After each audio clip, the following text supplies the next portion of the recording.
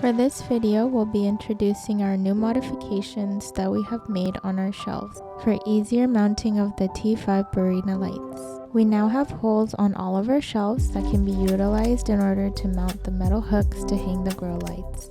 For those of you who wish to mount just one light onto your shelf, you can utilize the holes that are lined in the center. You will have the option to purchase these screws through our website along with our shelves. Screw the bracket onto the shelf. There should be 3 brackets holding each light.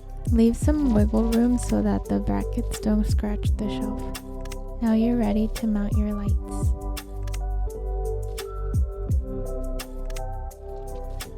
Here's how it looks with 2 lights.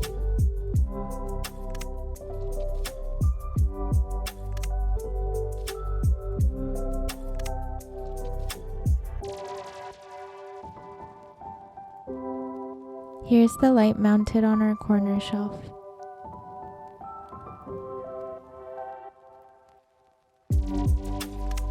Thanks for watching.